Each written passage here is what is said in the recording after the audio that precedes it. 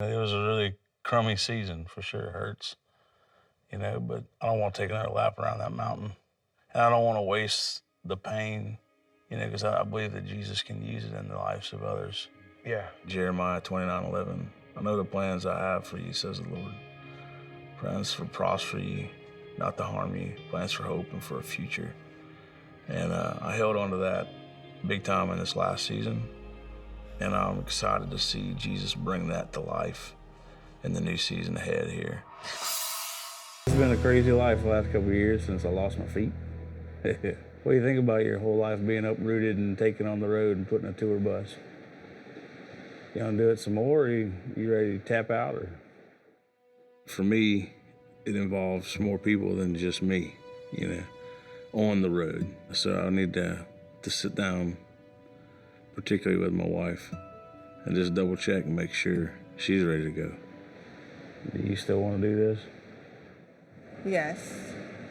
There's days that I feel like I'm just like a pawn and I just get moved to do this or do that, and I've lost maybe who I am. So the band's been doing it for over 20 years. We've been doing this on the road for 2 years. Some days it feels like 20 for us. But the hardest, I'd say, part for me is, where does Emily fit in? What is it that you are missing as far as identity? I mean, I know my purpose is like as your wife and helping you succeed and being their mom, but I could be their mom at home, and I could not really be your wife at home because it wouldn't work for you. That's great. Everything you answered was, I can't do that because of you. I can't do that because of the kids. But how do you really get to the place where it's not about Emily the mom, it's not about Emily the wife, it's about Emily the person and the daughter of Jesus. The King of Kings, the princess that he has bought for you to be, just like he's bought for me to be an heir, Where for you, it's not just a support role, it's literally a purpose-driven thing. I don't know.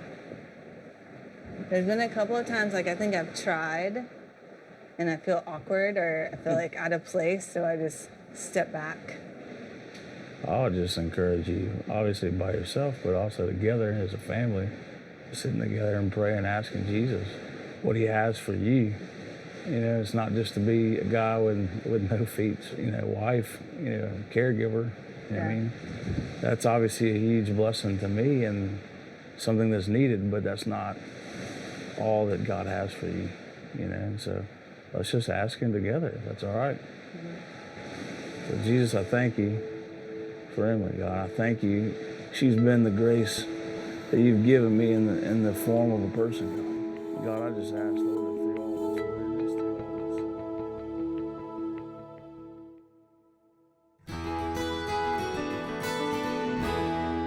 this. There's a lot of this stuff that we've been through over this last 20 years that I feel like you guys have just been dragged along for, It's not just the 5 of us guys that are involved in this thing, And for us to say, I'm in, is kind of almost to answer for them too. And so before we go any further, man, we need to talk to our sweeties about this. I just wanted a moment before we go charging off into the future to just, first of all, say thank you for supporting me all this time. There's no way I could have ever done this by myself. You carried me through a lot of this stuff. But somebody needs to ask you now, Is this what we do next? Are we still in this after this long? Yes, it's hard. We get to be with you, more than half the time, but when we're at home, it's hard. It's hard being by myself with all the kids and trying to be you and me for them. But when we're together out there and the kids and myself, we get to be a part of the ministry time, that is not something I would trade for anything. I know without a shadow of a doubt that the Lord made you for this. I'm thankful for who you are as a husband and as a man and as a father to our children. And they're watching you up there every night. So, no.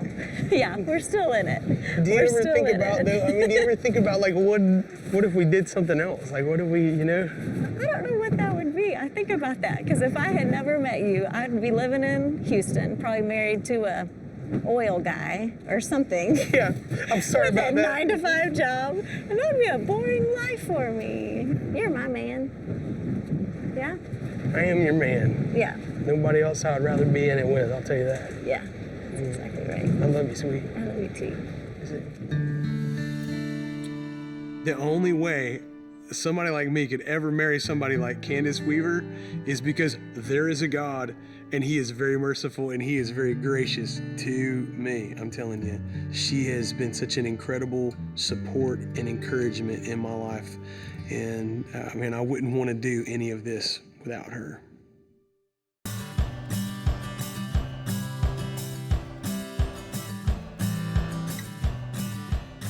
So the record is finished, the tour is done.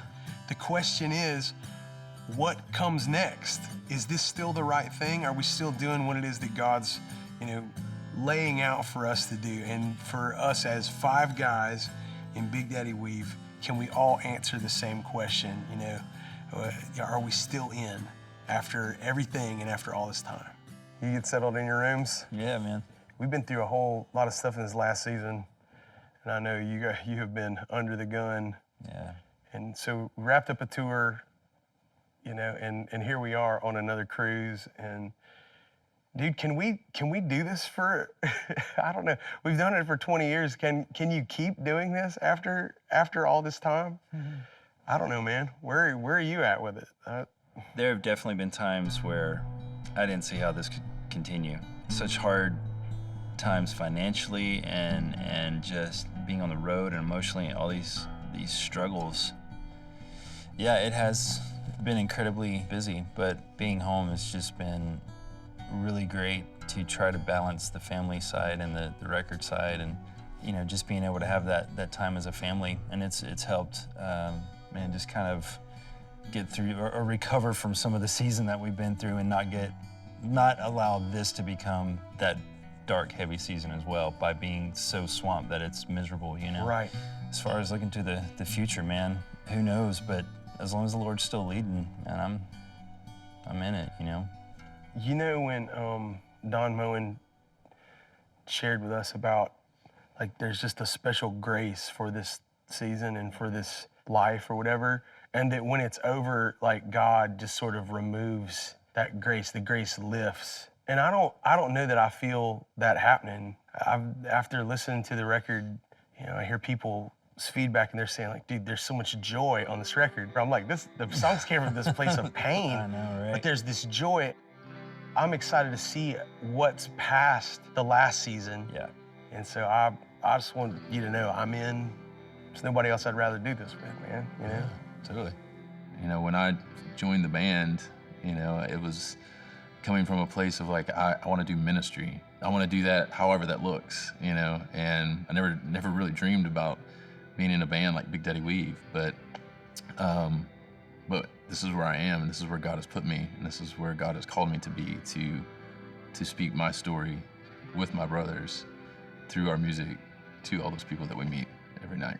Yeah, I think, I'm in as well. There is this joy and this hope that's on that record to move us forward, and we are called as musicians under His authority to go and to speak to people that are hurting. I think you're right, until He removes that, we have a job to do, and go share our stories with people. Yeah, man, I'm in too, man. It was a really crummy season, for sure. It hurts, but I don't want to take another lap around that mountain. And I don't want to waste the pain, because I believe that Jesus can use it in the lives of others. Yeah. Jeremiah 29:11. I know the plans I have for you, says the Lord.